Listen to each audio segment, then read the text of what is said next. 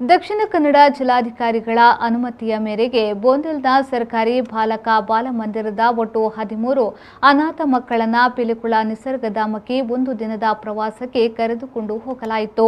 13 ಮಕ್ಕಳು ಕರ್ನಾಟಕ ರಾಜ್ಯದ ಬೇರೆ ಬೇರೆ ಜಿಲ್ಲೆಯ ಮಕ್ಕಳಾಗಿದ್ದು, ಮಕ್ಕಳನ್ನ ವಿದ್ಯಾಭ್ಯಾಸಕ್ಕಾಗಿ, ರಕ್ಷಣೆ ಪೋಷಣೆಗಾಗಿ ಬಾಲಕರ ಬಾಲಮಂದಿರದಲ್ಲಿ ಆಶ್ರಯವನ್ನ ನೀಡಲಾಗಿದೆ.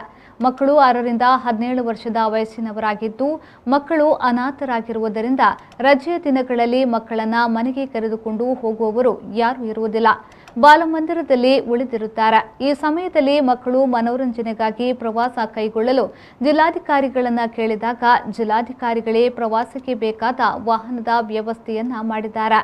ಪಿಲಿಕುಳ ನಿಸರ್ಗಧಾಮದ ಆಯುಕ್ತರಾದ ವೆಂಕಟೇಶ್, ನಿರ್ದೇಶಕರು, ಕಾರ್ಯನಿರ್ವಹಣಾಧಿಕಾರಿಗಳು ಹಾಗೂ ನಿಸರ್ಗಧಾಮದ ಎಲ್ಲ ಸಿಬ್ಬಂದಿಗಳು ಅಚ್ಚುಕಟ್ಟಾಗಿ ವ್ಯವಸ್ಥೆಯನ್ನ ಕಲ್ಪಿಸಿ ಮಕ್ಕಳ ಸಂತೋಷಕ್ಕೆ ಕಾರಣಕರ್ತರಾಗಿದ್ದಾರೆ. ಕಾರ್ಯಕ್ರಮವನ್ನು ಮಹಿಳಾ ಮತ್ತು ಮಕ್ಕಳ ಅಭಿವೃದ್ಧಿ ಇಲಾಖೆಯ ಜಿಲ್ಲಾ ಮಕ್ಕಳ ಸಂರಕ್ಷಣಾಧಿಕಾರಿಗಳಾದ ಯಮುನಾ ಡಿ ಅವರು ಆಯೋಜಿಸಿದ್ರು.